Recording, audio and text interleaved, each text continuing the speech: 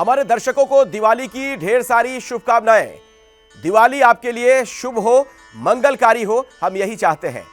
नमस्कार, आपके साथ मैं अखिलेश आनंद हूं।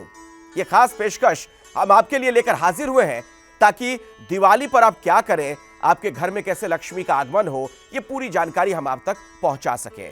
मेरे साथ स्टूडियो में एक बहुत ही खास मेहमान है, मैं आपका परिचय उनसे करवा देता हूं। वाण्या आर्या आपका नाम है। वाण्या जी न सिर्फ ज्योतिष शास्त्री हैं, बल्कि मैं आपको बता दूं कि न्यूमरोलॉजी की बहुत जबरदस्त समझ इन्हें है और वास्तु शास्त्र के बारे में भी बखूबी पूरी जानकारी रखती हैं। तो वाण्या जी आपको आज बताएंगी कि दिवाली पर क्या करना है, नहीं करना है, घर को कैसे सजाना है। लेकिन सबसे पहले वाण्या जी आपसे मैं जानना चाहूंगा कि दिवाली और वास्तु के बीच में क्या तारतम्य है, क्या संबंध है? बहुत ही सुंदर प्रश्न आपने पूछा अखिलेश जी। सबसे पहले एबीपी के माध्यम से मैं आप सभी को हैप्पी दिवाली विश करना चाहती हूँ। Wish you all a very happy Diwali. Diwali और वास्तु के बीच में बहुत खास कनेक्शन है, बहुत खास संबंध है। वास्तु जो होता है आपका एंशिएंट आर्किटेक्चर पर बात करता है, डायरेक्शंस पर बात करता है, आपके घर के एक एक डायरेक्शन पर बात करता है, 5 एलिमेंट्स पे बात करता है। तो डिफरेंट एलिमेंट्स से कैसे दिवाली का लिंक है, ये हम आगे शो में बात करेंगे। दिवाली से पहले जब दिवाली स्टार्ट हो रही होती है तो हम अपने घर की सफाइयों पर बहुत ज़्यादा फोकस करते हैं, घर का वाइट वॉश कराते हैं, घर की डायरेक्शंस को हम थोड़ा सा फोकस करते हैं। तो क्या उसका एक्चुअल कनेक्शन है, मतलब हम कोई चीज़ कर तो रहे हैं लेकिन उसका क्या उसके पीछे लॉजिक है, हम ऐसा क्यों करते हैं, कौन सी डायरेक्शंस आपके लिए बेस्ट हैं, कौन से कलर्स आप दिवाली के टाइम पे यूज़ कर सकते हैं, क्योंकि हर कलर की अपनी एक एनर्जी होती है, हर कलर की अपनी एक फ्रीक्वेंसी होती है। कौन से कलर्स आपकी लाइफ में गुड लक लाते हैं, इन सब चीज़ों पर हम आगे बात करेंगे। देखिए, बहुत अच्छी बात वाण्या जी शुरुआत में ही आपने बता दी और मुझे लगता है कि एक एक करके दर्शकों तक हम बात पहुंचाते जाएं ताकि सब कुछ क्लियर रहे।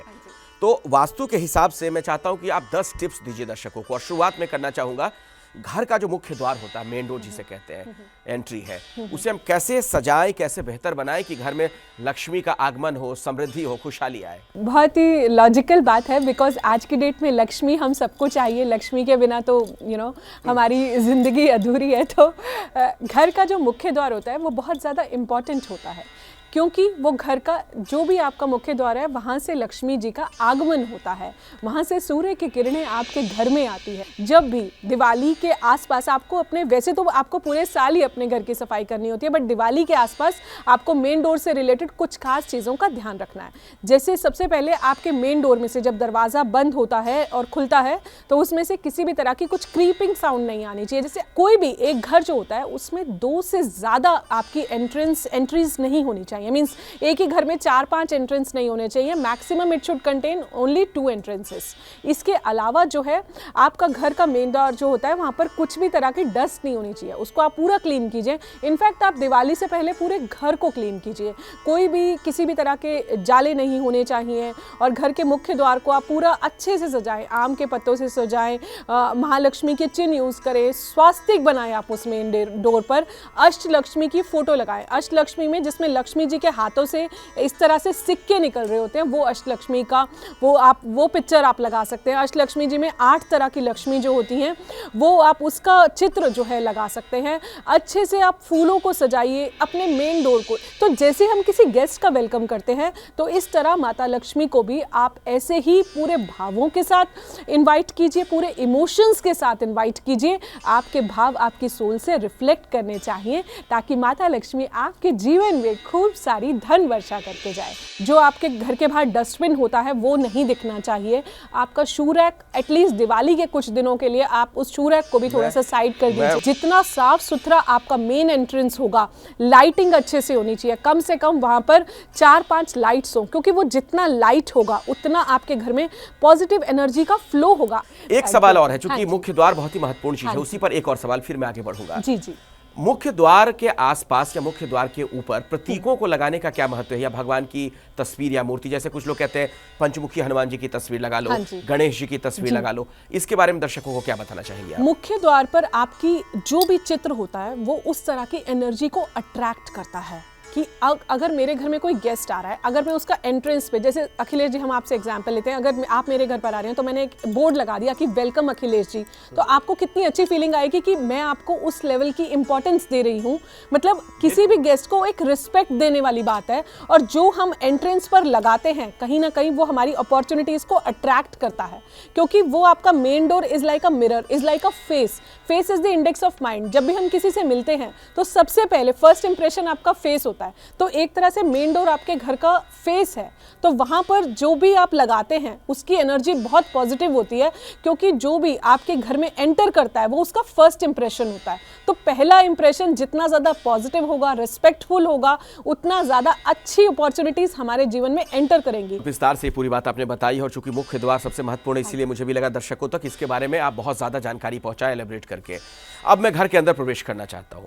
ठीक है, अंदर हम आ गए, तो अब ड्राइंग रूम की अगर बात की जाए या फिर डाइनिंग स्पेस जो है वहां पर किन बातों का ख्याल रखना चाहिए, वास्तु के हिसाब से क्या आप दर्शकों को बताना चाहेंगे? सबसे पहले जो आपके घर का वाइट वॉश का कलर होता है, जैसे अगर आप क्रीम कलर यूज़ करते हैं तो उसमें आपका कोई भी वास्तु डिफेक्ट नहीं आता है। आप कोशिश कीजिए कि मैं कलर से ही स्टार्ट करूंगी क्योंकि पूरे घर की बात है। आपके हॉल का कलर में एक्सेस रेड नहीं होना चाहिए। रेड बहुत अच्छा कलर है, लेकिन साउथ वॉल के लिए अच्छा कलर है। रेड हमें लाइफ में फेम देता है, लेकिन एक्सेस ऑफ रेड जो है हमें गुस्सा दिलाता है। आपके घर में ड्राइंग रूम में हर चीज़ बहुत प्यार से अरेंज्ड होनी चाहिए। आपका फर्नीचर एक दूसरे से क्लैश नहीं होना चाहिए। आपका फर्नीचर का जो कलर है बहुत ज़्यादा डार्क नहीं होना चाहिए। जब आप किसी के घर में एंटर करते हैं, जब बहुत ज़्यादा गॉडी ब्राइट कलर्स आप देखते हैं तो आपकी आंखों में वो चुभते हैं कई बार।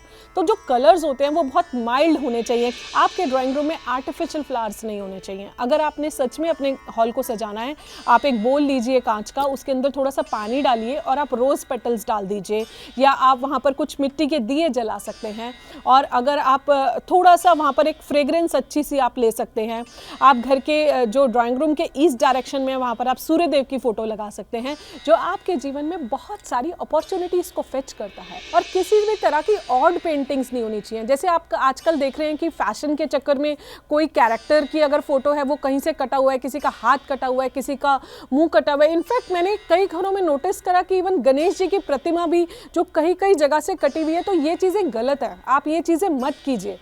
कोई ऐसी पेंटिंग नहीं होनी चाहिए जैसे एक ब्लड है, एक्सीडेंट है, कोई रो रहा है, क्योंकि वो उदासी को दर्शाता है। तो आपकी पेंटिंग्स बहुत इंपॉर्टेंट होती है, लेकिन आप क्या, क्योंकि जो हम सोचते हैं वही हम अपने घर में लगाते हैं। अब आप किसी के घर में एंटर करते हैं, आपको 10 और तरह की पेंटिंग्स दिखेंगी तो आपकी खुद की एनर्जी डल हो जाएगी। आप ब्राइट कलर्स लगाइए, राइजिंग सन लगाइए, बटरफ्लाइज लगाइए, ये एंजल्स का प्रतीक होती है, आपको लाइफ में सपोर्ट देती हैं ये सब चीज़ें। उगता सूरज लगाइए, जो अपॉर्चुनिटीज़ है। आप भागते हुए घोड़े भी अगर आप लगा रहे हैं तो आपके 175 डिग्री साउथ वॉल पर आप रेड हॉर्सेस लगा सकते हैं, और कहीं नहीं। हर चीज़ को लगाने का एक तरीका होता है, कहाँ लगा रहे हो, कितने डिग्री पर आप लगा रहे हो। 180 डिग्री पर जब आप साउथ वॉल पर रनिंग हॉर्सेस लगाते हैं रेड कलर के, तो आप देखिए आपके लाइफ में फेम कितनी ज़्यादा इंक्रीज होती है। मैं आगे बढ़ना चाहूंगा और अब बात बेडरूम की कर लेते हैं कि बेडरूम में किन बातों का ख्याल वास्तु के हिसाब से रखना चाहिए। जैसे मिरर वगैरह को लेकर आप लोग बहुत सारी बातें बताती हैं, वो थोड़ा दर्शकों को समझाइए।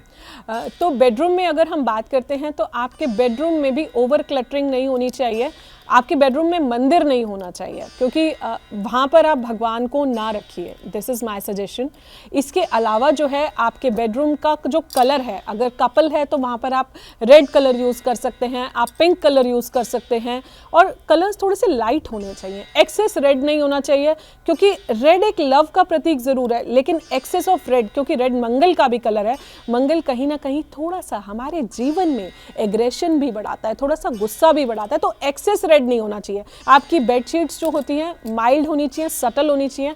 फ्लोरल आप यूज़ कर सकते हो, लाइट पिंक आप यूज़ कर सकते हो, रोजेज आप यूज़ कर सकते हो, आप रोज क्वार्ट्स की मैंड्रिन डक्स लगा सकते हो साउथ वेस्ट डायरेक्शन में। उसमें आपके हस्बैंड वाइफ का जो लव है वो बहुत ही अच्छा रहेगा। आपका मैरिटल रिलेशनशिप जो है, ओवरऑल आपका मैरिटल रिलेशनशिप भी है बहुत ज़्यादा स्ट्रांग होगा। आपके बीच में आर्ग्यूमेंट्स नहीं होंगे, आप एक दूसरे की रिस्पेक्ट करोगे। एक अखिलेश जी ने क्वेश्चन पूछा मिरर का, जो मिरर मिरर है वो आपके बेड के बिल्कुल सामने नहीं होना चाहिए, क्योंकि वो कहीं ना कहीं हमारा रिफ्लेक्शन और उसका इम्पैक्ट आपके स्टमक पर भी आता है। तो मिरर जो है एकदम सामने नहीं होना। थोड़ा समझाइए दर्शकों को कि बेड पर जब हम बैठे तो मिरर हमें ना दिखे, ये कहना चाह रही है? हाँ, मतलब मिरर में हमें अपनी फोटो इमेज ना दिखे, बिल्कुल सामने नहीं होना चाहिए। आप किसी भी और डायरेक्शन में ले लीजिए, लेकिन आपके अगर आप बेड पे बैठे हैं और सामने मुझे अपनी तस्वीर दिख रही है, वो गलत डायरेक्शन है। एक अखिलेश जी बहुत इंपॉर्टेंट बात मैं एक चीज और बोलना चाहूंगी, आपका सिर जो है वो आपका जो सिर है वो आपका साउथ डायरेक्शन में होना चाहिए, आपके जो पैर हैं वो आपके नॉर्थ डायरेक्शन में होने चाहिए, या फिर सेकंड वेस्ट डायरेक्शन जो होती है वो आपकी ईस्ट होती है। आपका सिर जो है वो आपके ईस्ट डायरेक्शन में होना चाहिए और आपके पैर आपके वेस्ट में होने चाहिए। ये जो दोनों अपॉर्चुनिटीज हैं, आपका सिर गलती से भी नॉर्थ फेसिंग नहीं होना चाहिए, क्योंकि नॉर्थ जो डायरेक्शन होती है सोने के लिए वो एक शव की, एक डेड बॉडी की डायरेक्शन होती है। वहां से आपको सारी बीमारियां लगती हैं, वहां से आपको ग्रेविटी अट्रैक्ट करती है, आपका सिर भारी रहता है। मैं थोड़ा रसोई घर का रुख करना चाहूंगा। देखिए, खाने के बिना तो काम चलता नहीं है, तो किचन बहुत जरूरी है हर घर में। किचन में किन खास बातों का ख्याल रखा जाए वास्तु के हिसाब से, आप क्या समझाना चाहेंगे? किचन में मैं ये बोलना चाहूंगी कि दिवाली के टाइम पर माँ अन्नपूर्णा का रोल बहुत इंपॉर्टेंट होता है, तो किचन आपको क्लीन करनी बहुत ज़्यादा ज़रूरी है। किचन में आपके जो भी यूटेंसिल्स हैं वो सारे आप बिल्कुल अरेंज करके रखिए, किचन साफ़ सुथरी हो, किसी भी तरह के जाले ना हो। किचन में जो है आपकी कोशिश कीजिए कि आपका जो गैस बर्नर है आपके किचन में डायरेक्ट अगर सूर्य की किरणें आती हैं तो कहीं ना कहीं वो किरणें जो हैं आपके खाने में भी जाती हैं, वो पॉजिटिव एनर्जी आपके खाने में जाती है। देखिए, जो भी हम लाइफ में बनाते हैं ना, एक चीज़ का ध्यान रखना, आपका मूड हमेशा अच्छा होना चाहिए। जो एनर्जी हम अपने खाने में डालेंगे वही एनर्जी हम दूसरों को खिलाते हैं। तब तो जो खाना बना रहा है उसको भी कुछ सलाह दीजिए कि गुस्से में खाना ना बनाए कभी। हाँ, बिल्कुल ठीक, खुश होकर खाना बनाए। बिल्कुल ठीक, लॉजिकल। तो बिल्कुल आप कूल काम माइंड से बनाएं, ग्रैटिट्यूड के साथ बनाएं, ईश्वर को थैंक यू बोलें, भगवान को भोग लगाएं। बहुत अच्छी बातें मान्या जी आप बता रही हैं। और अब मैं चाहूंगा थोड़ा मंदिर के बारे में बताइए कि घर में मंदिर का स्थान कहाँ हो, उसमें मूर्तियां कैसी रखी जाए, उससे संबंधित भी कुछ नियम है क्या जिसका पालन करना चाहिए हर किसी घर में? कोशिश करें कि आपका मंदिर सबसे पहले आपके बेडरूम में नहीं होना चाहिए। सेकंड इंपॉर्टेंट बात, आपके मंदिर में बहुत ज़्यादा भगवान नहीं होने चाहिए। थर्ड इंपॉर्टेंट बात, कोई भी भगवान दो बार नहीं होने चाहिए। जैसे फॉर एग्जाम्पल, मैं आपको एक एग्जाम्पल देती हूँ। आज मेरे घर में कोई गेस्ट आता है, वो मुझे गणेश जी दे के जाता है, अगले दिन अखिलेश जी आते हैं वो कुछ और देखे जा, थर्ड डे कोई और आता है। तो सेम भगवान जो है वो तीन बार नहीं होने चाहिए कि 3 गणेश जी मेरे मंदिर के अंदर हो गए, तो वो उल्टा आपके घर में क्लैशेस पैदा करता है, कलेश पैदा करता है। तो आप मल्टीपल सेम भगवान मल्टीपल ना रखें, बहुत ज़्यादा भगवान ना रखें, बहुत ज़्यादा क्लटरिंग नहीं होनी चाहिए, कोई भी मूर्ति टूटी नहीं होनी चाहिए, कोई भी मूर्ति जो है आपकी खंडित नहीं होनी चाहिए। फोर्थ इंपॉर्टेंट बात, आपकी मंदिर की डायरेक्शन जो है कोशिश कीजिए नॉर्थ ईस्ट रखिए। अगर आप नॉर्थ ईस्ट नहीं रख सकते हैं, कोई स्पेस प्रॉब्लम है, तो वेस्ट हो सकती है। आपकी मंदिर की बैक के अराउंड कोई वॉशरूम नहीं होना चाहिए। वॉशरूम जैसे एक आपको तो लग रहा है कि आपने मतलब जो भी आपकी मंदिर की डायरेक्शन है, लेकिन उसके पीछे कोई वॉशरूम नहीं होना चाहिए। इस चीज़ का आप बहुत अच्छे से ध्यान रखें। कोई भी मूर्ति जो है डस्ट नहीं होनी चाहिए। मंदिर की आप रेगुलर जो है सफाई करें। मंदिर में एक एक चीज़ आपकी अरेंज्ड होनी चाहिए।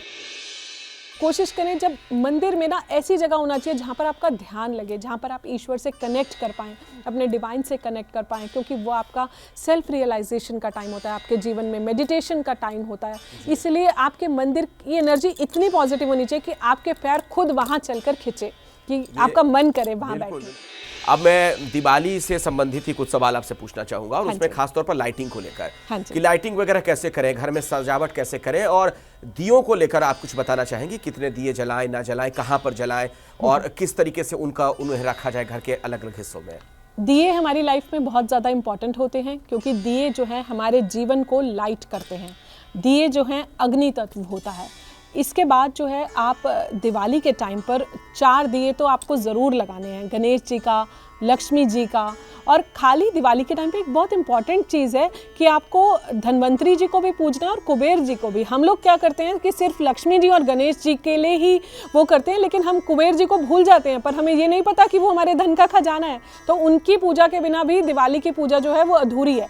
4 दिए आपको इनके नाम के ज़रूर जलाने हैं। दिवाली से एक दिन पहले जो है यम का दिया आटे का, जिसकी 4 भुजाएं होती हैं, वो आपको अपने मुख्य द्वार पर गाय के घी से ज़रूर जलाना है। दिवाली के मेन दिन आपको ये 4 दिए ज़रूर जलाने हैं। 17 दियों का आप स्वस्तिक बना सकते हैं, बीच में आप एक मेन बड़ा दिया रख सकते हैं।